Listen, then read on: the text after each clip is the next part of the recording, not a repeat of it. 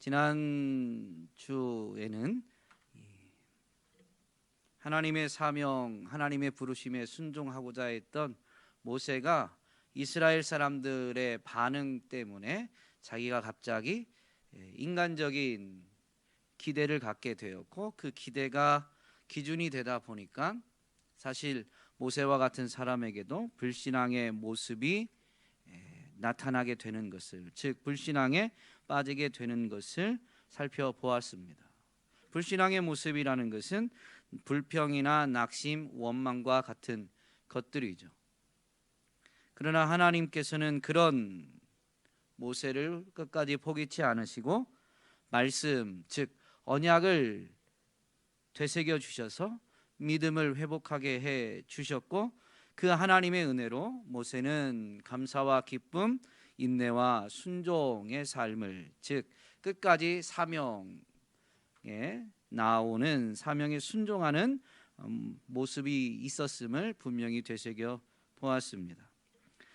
그 모세가 이제 하나님의 부르심, 하나님의 명령에 순종하여 나아가는데, 바로는 계속 완강하게 모세의 요청을 거절하게 됩니다. 모세가 이스라엘을 출애굽시키는데, 즉 신약적 표현으로 광야 교회를 세우는데 제일 장애물은 바로 바로다라고 할 수 있는 것이죠. 오늘은 바로를 통해서 교회를 세우는 데 있어서 장애물이 무엇인지 살펴보고자 합니다. 바로는 사람의 이름이 아니라 애굽 왕의 칭호입니다. 애굽의 왕을 가리키는 거예요. 그 바로, 즉 애굽의 왕들 중에 누군지는 본문에서는, 출애굽기에서는 기록하고 있지 않습니다. 40세의 모세가 분명히 출애굽을 시도했었는데 그때는 실패하게 되었고 40년 동안 광야에서 훈련을 받게 되죠. 그리고 이제 80세가 되어서 다시 하나님의 부르심에 순종하게 되는데, 40년 전의 모세와 오늘 본문에서의 모세, 하나님의 부르심에 순종하여 정말로 교회를 세우기 위한, 이스라엘을 출애굽시키기 위한 이 사명을 감당하고자 할 때 제1 장애물이 되는 그 바로가 같은 동일한 인물인지는 알 수가 없습니다. 그런데 왜 성경은 이 사람이 누구다라는 것보다 이 바로라는 칭호를 사용해서 이 출애굽의 이야기를 기록하고 있느냐라는 것이죠. 40년 전의 바로와 40년 후의 바로가 동일 인물이든 다른 인물이든 중요한 것은 하나님에 대한 그 자세, 태도가 동일하다라는 것입니다. 하나님에 대한 자세가 동일하니 하나님의 백성에 대한 자세도 다르지 않습니다. 동일한 것이죠. 그래서 그 바로라는 사람이 바로 이 교회, 하나님의 백성의 제일 장애물이 된다라는 것을 성경은 가르쳐주고 싶은 것입니다. 그러면 바로는 누구일까요? 물론 애굽의 왕을 지칭하는 표현이지만 오늘 하나님의 백성들에게, 즉 교회에게, 교회를 세우는데 제일 장애물이 되는 존재 바로가 누구인가를 가르쳐주고 싶어하는 것인데, 그 바로가 누구라고 오늘 우리에게 가르쳐주고 있느냐라는 것입니다. 그냥 역사적으로 애굽, 고대 이집트의 왕이다 이 표현 말고요. 바로는 자기가 왕이 되어서 하나님의 뜻을 무시한 채 자기 욕심을 따라 사는 사람이다라는 것을 보여주고 있습니다. 본문의 이야기, 물론 하나님의 명령, 하나님의 부르심에 순종한 모세가 이제 바로에게 가서 하나님이 지시하신 대로 행하게 되는데요, 그때마다 이 바로는 어떤 반응을 보이느냐? 먼저 그 스스로 보면 마음이 완악해집니다. 마음의 완악함을 가진 자입니다. 먼저 보냄받은 모세와 아론은 바로 앞에 가서 하나님이 보내셨다라는 증표로, 표적으로 지팡이를 던져서 뱀이 되게 하는 이적을 보입니다. 그러자 이 바로 애굽의 마술사들도 자신들의 지팡이를 던져서 뱀이 되게 하죠. 그런데 모세의 지팡이가 변하여 뱀이 된 그것이 애굽의 마술사들의 지팡이를 삼켜버리게 됩니다. 분명히 모세의 지팡이, 모세에 의해서 행해지는 이적이 더 강하다라는 것이 이 뱀이 잡아먹는 것, 삼키는 것으로 나타났습니다. 그럼에도 불구하고 바로의 마음이 완악하여 그들의 말을 듣지 아니하였다라고 출애굽기 7장 13절에서 분명히 기록하고 있습니다. 첫 번째 재앙은 우리가 잘 알죠. 첫 번째 재앙이 뭐예요? 나일 강물이 피가 되는 것입니다. 그런데 애굽 마술사들도 물이 피가 되게 하는 이 마술을 행하게 됩니다. 그래서 7장 22절에 보면 바로의 마음이 완악하여 그들의 말을 듣지 아니하였다. 여호와의 말씀과 같더라라고 기록하고 있습니다. 개구리 재앙 후에도 바로는 여전히 마음을 완강하게 하여라고 8장 15절에 분명히 기록하고 있습니다. 8장 19절에 보면 뭐라고 하냐면요, 이 개구리 재앙은 애굽의 마술사들이 흉내를 낼 수가 없었어요. 그래서 그들이 바로에게 이렇게 보고합니다. 이는 하나님의 권능입니다 라고 보고합니다. 그럼에도 바로의 마음이 완악하게 되어 그들의 말을 듣지 아니하였다라고 기록하고 있습니다. 이에 재앙 후에도 바로의 마음이 완악하게 되어라고 기록하고 있죠. 8장 19절에 분명히 기록되어져 있습니다. 그리고 32절에 보면 파리 재앙 후에 바로가 이때에도 그의 마음을 완강하게 하여 그 백성을 보내지 아니하였더라라고 이 성경은 기록하고 있습니다.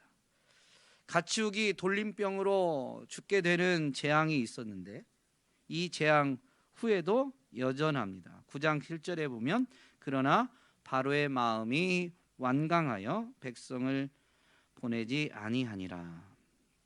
악성 종기의 재앙 후에도 동일합니다. 그런데 표현은 좀 달라요. 9장 12절에 보면 그러나 여호와께서 바로의 마음을 완악하게 하셨으므로 그들의 말을 듣지 아니하였으니 여호와께서 모세에게 말씀하신과 같더라. 악성종기 재앙 후에 여호와께서 바로의 마음을 완악하게 하셨다. 그 앞부분까지는 바로의 마음이 완악하여 완강하여라고 되어 있는데 여호와께서 그렇게 하셨다라고 이 악성종기 재앙 후에 기록하고 있습니다. 우박 재앙 후에는 두 가지 표현이 다 나오는데요. 9장 34절에 보면 바로가 비와 우박과 우레소리가 그친 것을 보고 다시 범죄하여 마음을 완악하게 하니 그와 그의 신하가 꼭 같더라. 근데 이 우박 재앙 후에는 이제 한 번 더 모세와 아론을 불러들여서 이야기를 나누는데 10장 1절은 이렇게 표현합니다. 여호와께서 모세에게 이르시되 바로에게로 들어가라. 내가 그의 마음과 그의 신하들의 마음을 완강하게 함은 나의 표징을 그들 중에 보이기 위함이다라고 말씀하십니다. 동일한 이 우박 재앙 후에 바로는 이렇게 했다. 즉 바로가 마음이 완강하여라고 분명히 바로가 마음을 완악하게 했다라는 것을 기록하면서 하나님이 모세에게 말씀해 주실 때는 여호와께서 직접 바로의 마음을 완강하게 했다라고 기록하고 있습니다. 이 관점을 잘 보셔야 돼요. 메뚜기 재앙 후에는 여호와께서 바로의 마음을 완악하게 하셨으므로 흑암 재앙 후에도 10장 메뚜기 재앙 후에는 10장 20절에, 흑암 재앙 후에는 10장 21절에 기록되어져 있는데 여호와께서 바로의 마음을 완악하게 하셨으므로 그들 보내기를 기뻐하지 아니하였다 라고 기록하고 있습니다. 오늘 본문 마지막 9절 10절은 이 장자의 죽음 재앙 이전에 있었던 일에 대한 요약이라고 보시면 되는데, 모세와 아론이 이 모든 기적을 바로 앞에서 행하였으나 여호와께서 바로의 마음을 완악하게 하셨으므로 그가 이스라엘 자손을 그 나라에서 보내지 아니하였더라 라고 기록하고 있습니다. 바로의 마음이 완악하다라고 했는데요, 새 번역에서는 이 마음이 완악하다, 완강하다라는 이 표현을 바로가 고집을 부렸다라고 표현하고 있습니다. 새 번역에는요, 고집을 피우는 것이 바로 마음이 완강한 완악함인 것이죠.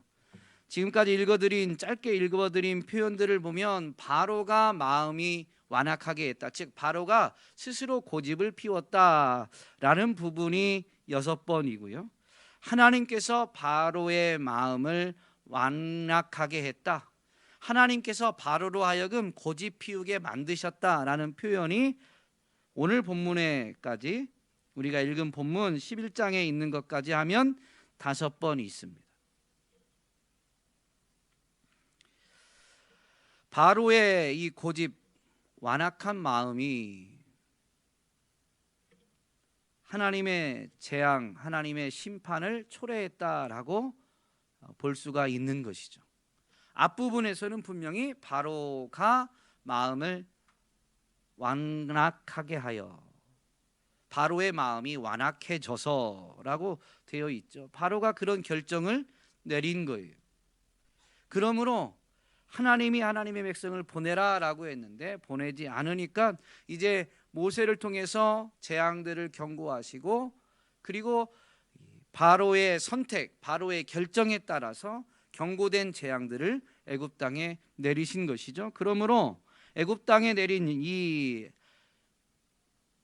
지팡이의 이적도 어떻게 보면 그냥 이적이라는 관점에서, 재앙 자체는 아니지만 이적이라는 관점에서 보면 10가지 이적입니다.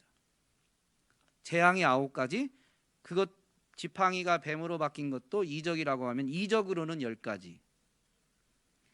어쨌든 이 재앙을 놓고 보면 9가지 재앙을 결국엔 바로가 초래한 것이다 라고 볼 수가 있는 것이죠.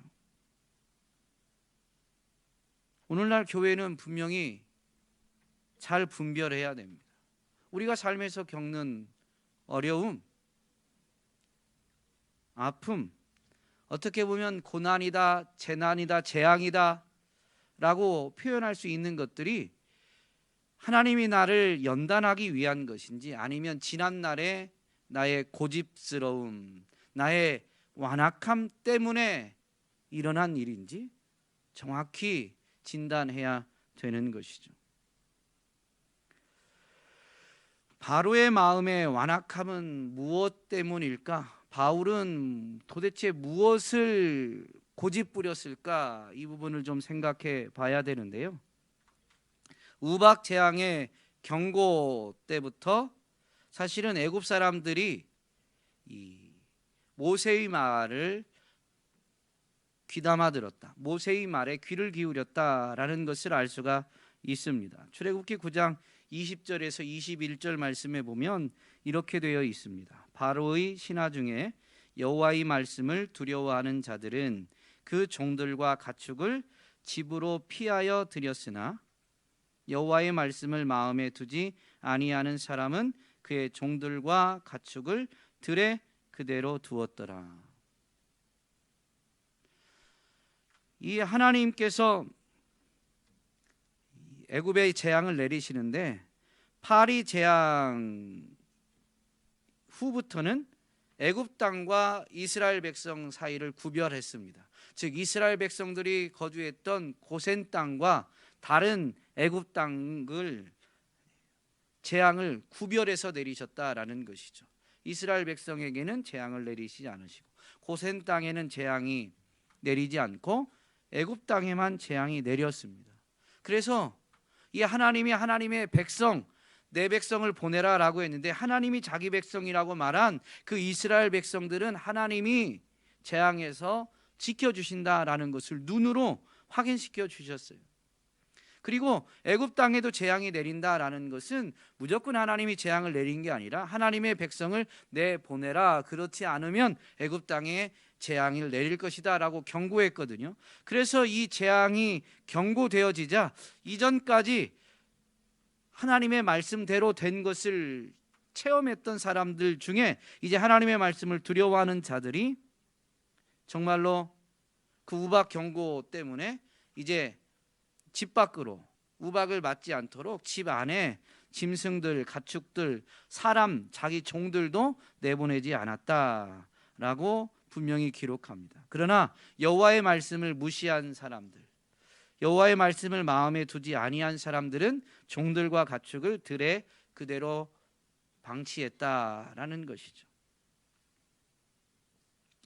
분명히 이렇게 하나님이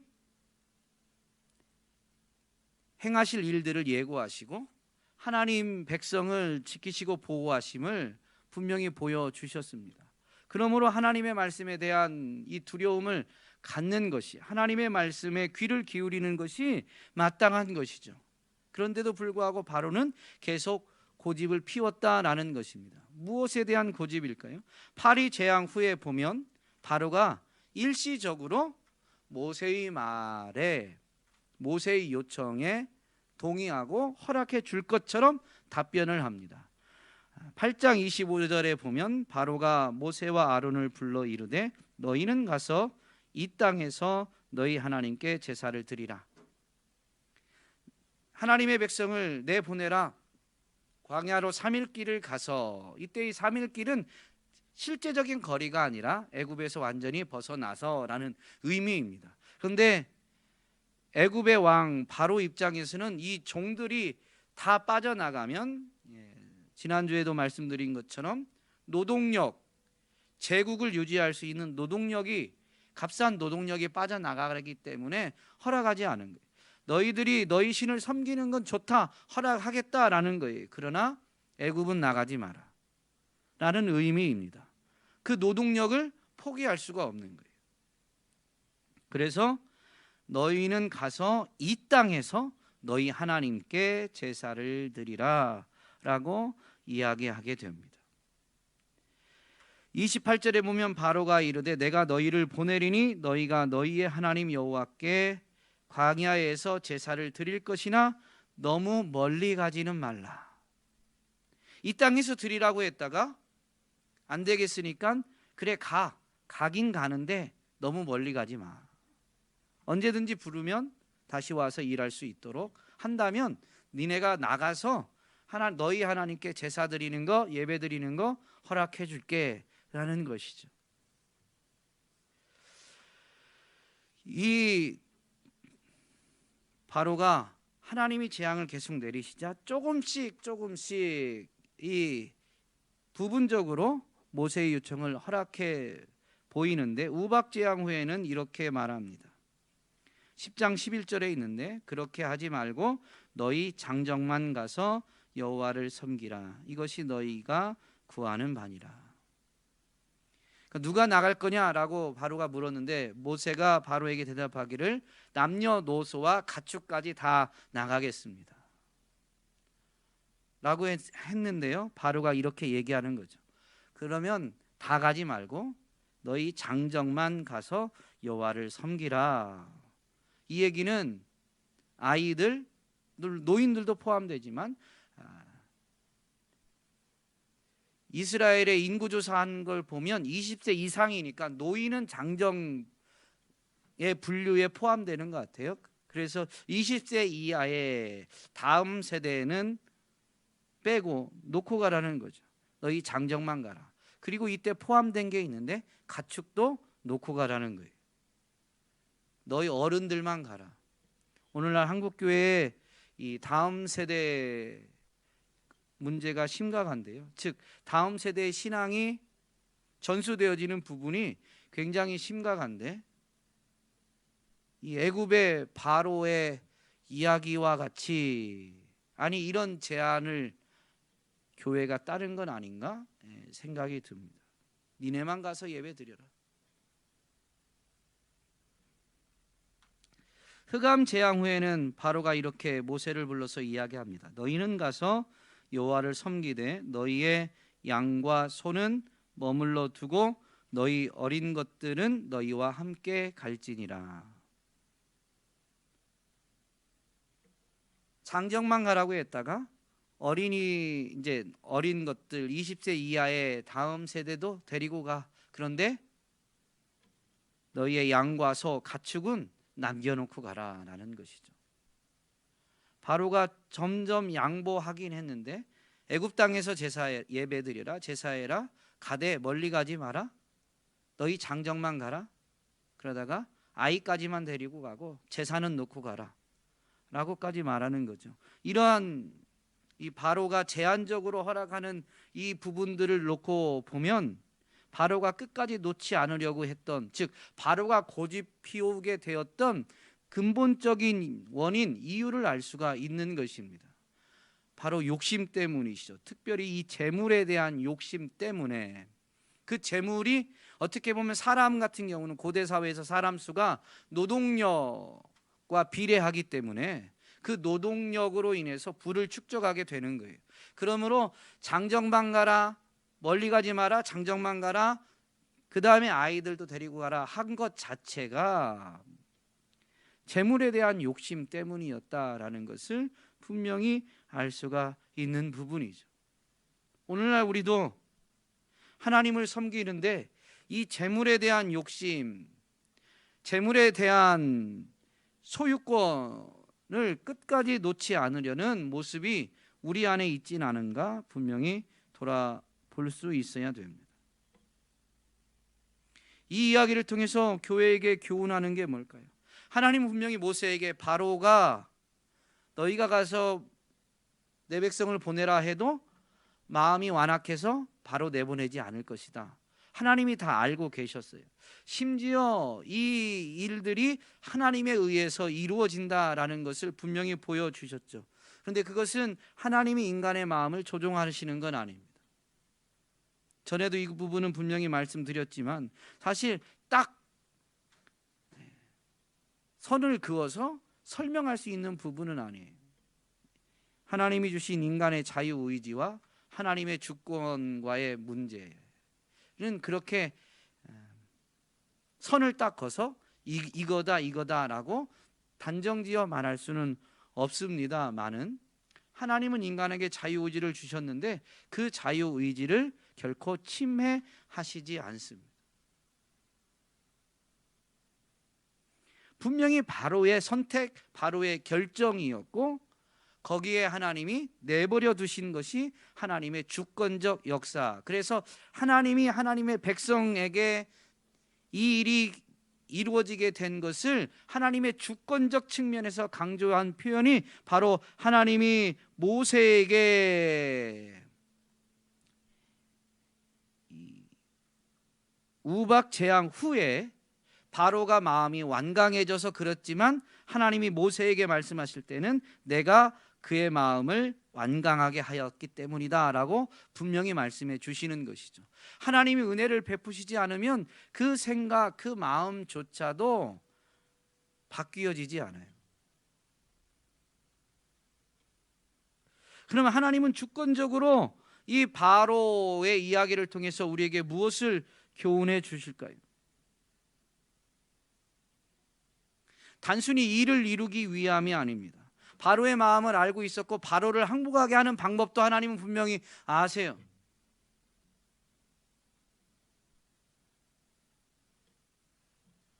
그렇다면 바로가 항복해서 이스라엘 백성들을 내보내는 것 자체가 목적이었다면 굳이 지금 이렇게 긴 시간에 걸쳐서 9가지 재앙을 내리시면서까지 시간을 허비할 이유가 없죠.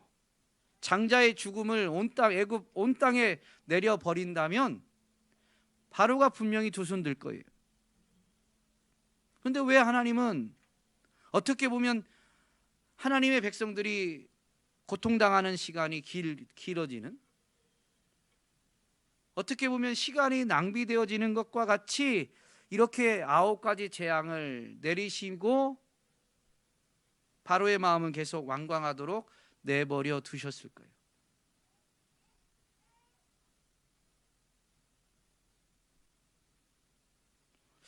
어느 목장이었는지 기억은 안 나는데 목장 대신방 할 때요, 예수님께서는 가룟 유다조차도 돌이키길 원하셨다 라는 부분을 대화를 나눴어요. 제가 별도로 설교하려고 한 건 아니고,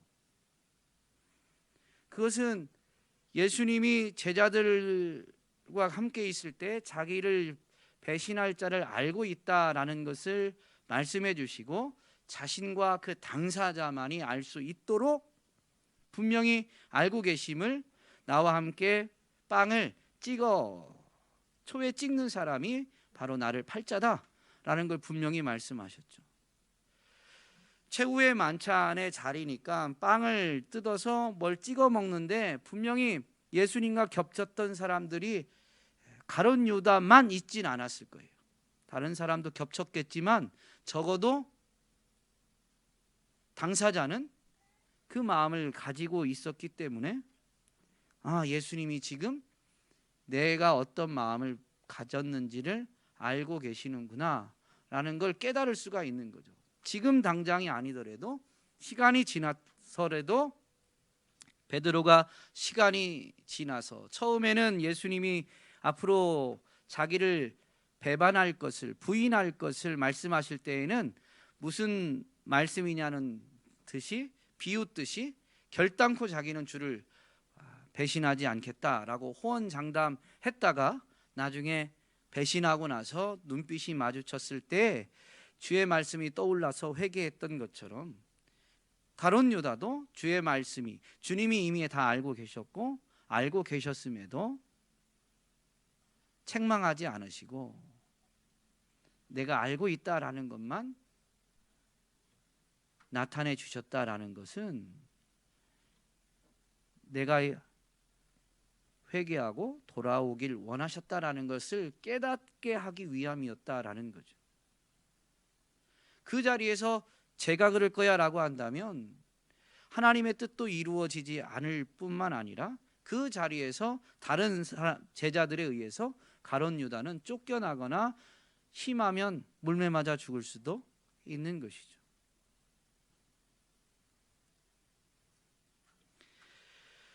하나님은 바로조차도 회개하기를 원하셨기 때문이다라는 것입니다. 우리는 하나님의 성품을 근거해서 하나님이 행하신 일들을 바라볼 수 있어야 돼요. 하나님이 행하시는 일인데 내 감정, 내 기준으로 보면 납득이 안 되죠. 분명히 하나님은 에스겔 선지자를 통해서 하나님이 뭘 원하시는지를 나타내 주셨습니다. 너는 그들에게 말하라. 주 여호와의 말씀이니라. 나의 삶을 두고 맹세하노니 나는 악인이 죽는 것을 기뻐하지 아니하고 악인이 그의 길에서 돌이켜 떠나 사는 것을 기뻐하노라. 에스겔 선지자에게 말씀을 주실 때 그때만이 아니에요. 이 말씀을 주시는데 하나님이 뭐라고 말씀하시냐면 나의 삶을 두고 맹세하노니, 하나님은 영원하신 분이시니 그 영원하신 분이 자기 삶, 그 영원 자존하신 그 존재 전체를 걸고 말씀하시는 것이죠. 그러므로 죄인이, 악인이 죽는 것을 기뻐하지 아니하고 도리어 악인이 그의 길에서 돌이켜 떠나서 사는 것을 기뻐하신다라는 것은 하나님의 영원한 성품인 거예요. 고대 시대 때 이스라엘 백성이 아닌 다른 나라 사람들일지라도, 심지어 하나님의 백성인 이스라엘을 억압한 바로 이 애굽의 바로와 같은 사람일지라도 하나님이 정말 원하시는 것은 그도 돌이켜 회개하여 생명을 얻는 것, 악에서 돌이켜 떠나서 사는 것을 하나님은 기뻐하신다라는 것이죠. 그래서 지금 하나님이 하나님의 백성과 하나님을 모르는, 아니 심지어 하나님을 부인하고 거절하는 애굽과 분명한 차이를 보여주셨습니다. 애굽 땅에 있던 일부 백성들은, 애굽 백성들은 이제 모세의 말에 귀를 기울이고, 그래서 그 하나님의 말씀을 두려워해서 하나님의 말씀을 따라서 행하게 됩니다. 우리가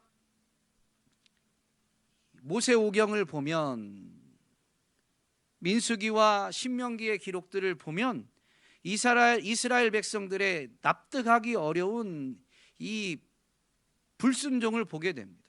끊임없는 불순종. 근데 성경을 보면 그 불평과 원망, 그래서 불순종을 선동했던 무리들이 있다라는 걸 깨닫게 되는데요. 그들 중에 많은 사람들이 이스라엘 백성들이 아니라 이스라엘 백성들이 애굽에서 나올 때 함께 나왔던 사람들이라는 것을 알 수가 있습니다. 어쨌든 애굽에서 나올 때에 이스라엘 백성만 나온 게 아니에요. 하나님이 분명히 이렇게 하나님의 백성을 통해서 하나님이 어떤 분이신가라는 것을 나타내 주심으로 그것을 바라본 사람들, 그들이 하나님께로 돌이켜서 그들도 출애굽하는, 그들도 구원을 얻는, 그들도 생명을 얻는 것을 하나님은 정말로 원하신다라는 것이죠. 그래서 바로도 사실은 회개할 기회를 주신 것이, 바로가 마음을 완강하게 해도 인내하시고 10번에 걸쳐서 이렇게 이적을 나타내 보이셨다라는 것을 우리는 잊지 말아야 됩니다. 또한 이 하나님의 섭리는 우리가 참 다 이해하기 어려운데, 적어도 본문에서는 먼저는 바로조차도 회개하길 원하신다라는 것을 하나님은 분명히 보여주셨을 뿐만 아니라, 바로와 같이 끝까지 고집을 부리는 이러한 사람들을 통해서도 하나님은 하나님의 뜻을 결국엔 이루실 수 있다라는 것을 보여주시며, 그러한 일들을 통해서 하나님의 백성에게는 교훈을 주시는 것이죠.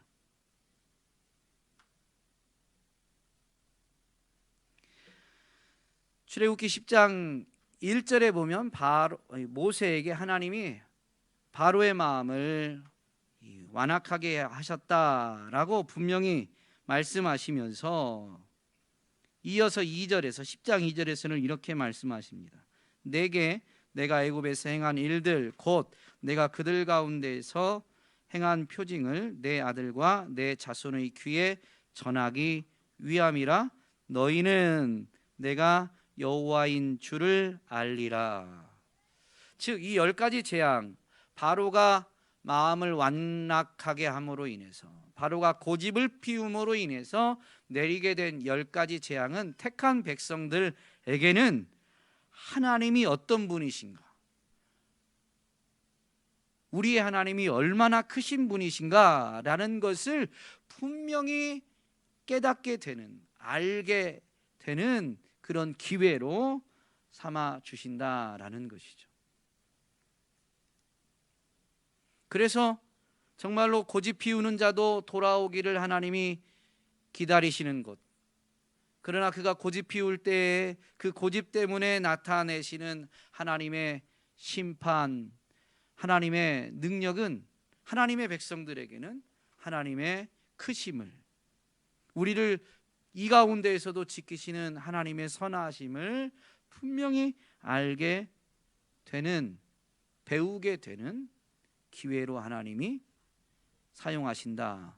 그러므로 하나님은 모든 것을 합력하여 정말로 선을 이루시는 분이심을 이 출애굽 이전의 10가지 재앙을 통해서 분명히 나타내 보이셨습니다. 오늘 우리는 이 바로가 어떤 사람인가 분명히 다시 한번 되새겨야 되는데, 우리 안에 바로와 같은 모습은 없는가 점검할 수 있어야 되는 것이죠. 내가 왕이 되어 하나님의 뜻을 무시한 채 내 욕심을 따라 살아가지는 않는가. 하나님은 사도 바울을 통해서 교회에게 분명히 권면을 주시는데, 갈라디아서 5장 13절 말씀에 보면 형제자매 여러분, 하나님께서는 여러분을 부르셔서 자유를 누리게 하셨습니다. 그러나 여러분은 그 자유를 육체의 욕망을 만족시키는 구실로 삼지 말고 사랑으로 서로 섬기십시오. 바로는 자기가 왕이 되어서 자기에게 주어진 자유를 자기 욕심을 채우는 것으로 사용하는 것이 옳다라고 여긴 것이죠. 이러한 사람이, 이러한 생각이 바로 교회를 세우는데 최대의 장애물입니다. 어떤 특정 인물이 아니라 이러한 생각, 이러한 마음을 가진 사람이. 그래서 베드로와 같은 사람도 한순간에 하나님의 일을 생각지 아니하고 자기 수준에서 사람의 일을 생각하다 보니까 사탄아 내 뒤로 물러나라, 너는 나를 넘어지게 하는 자로다 라는 책망을 듣게 되죠.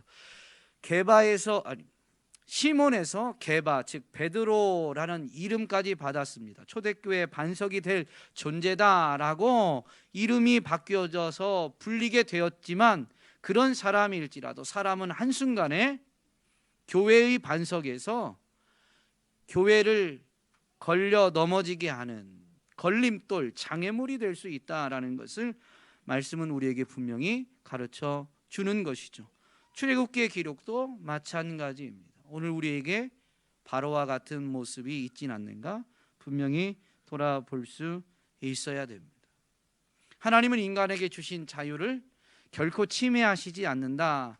그러면서도 하나님은 하나님의 백성에게 교훈을 주시는데요, 하나님이 지키시고 돌보심을, 그래서 하나님의 인도하심을 따르도록 만들어 주시는데, 이 이후에 하나님이 이제 인간의 자유를 침해하지 않고 하나님의 인도하심을, 하나님의 뜻을 나타내 주시는데, 하나님의 백성들은 자유를 침해당하지 않으면서 이제 자발적으로 구원받은 다음에는 내가 자발적으로 하나님의 뜻을 분별하고 하나님의 뜻에 순종하여 하나님의 인도하심을 따라가야 되는 것이죠. 그 하나님이 자신의 뜻을 나타내시는, 계시하시는 방법이 뭘까요? 우리의 자유를 침해하지 않고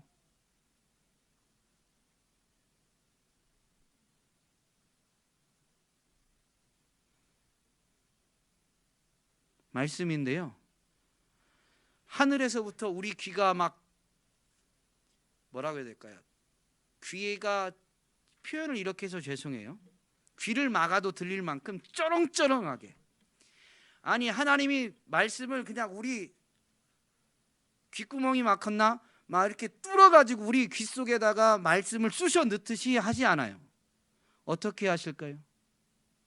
구약에서는 엘리야를 통해서 분명히 보여주시죠. 하나님이 지치고 상심한 엘리야를 데려다가 지진도 일으키시고 산도 가르시고 하는데, 거기에 하나님이 계시지 않습니다. 하나님이 언제 어떻게 엘리야를 만나주세요? 세미한 음성으로.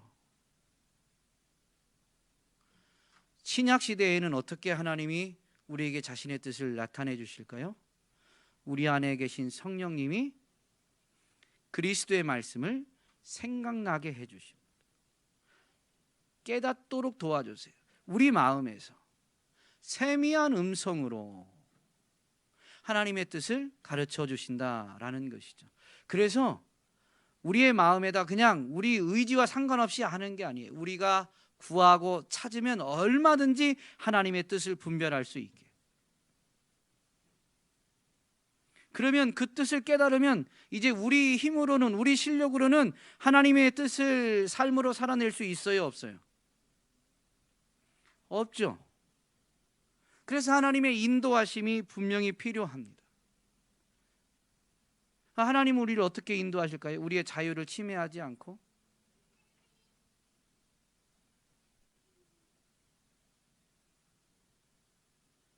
표현을 굳이 하나님은 영이시지만 사람을 형상화해서 표현하는 부분들이 있는데 부드러운 손길로 우리를 잡아 끌지 않으세요.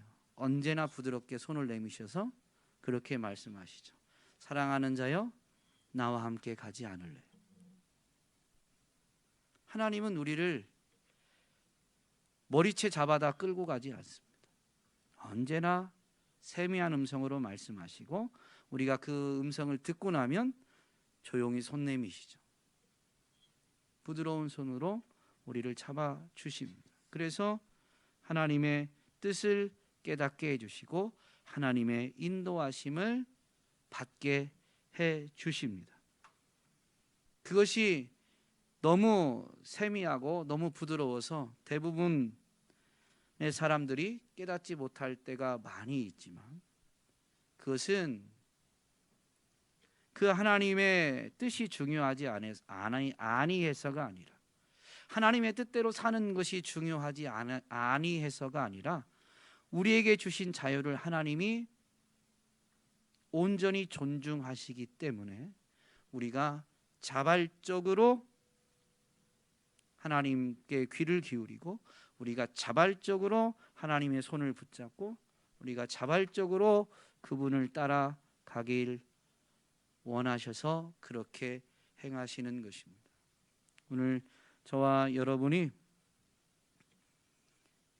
그 하나님의 말씀에 귀를 기울이고 하나님의 손을 붙잡고 하나님의 인도하심을 따라가게 될 때에 우리는 교회를 세우는 일에 쓰임받게 됩니다.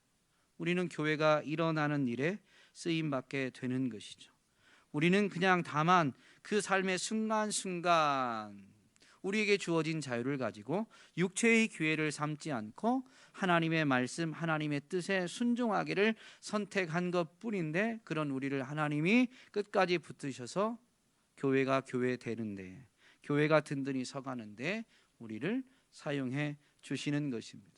그것이 거추장스럽다고 그것이 불편하다고 우리 안에 바로가 살아나가지고 내 마음대로 할래,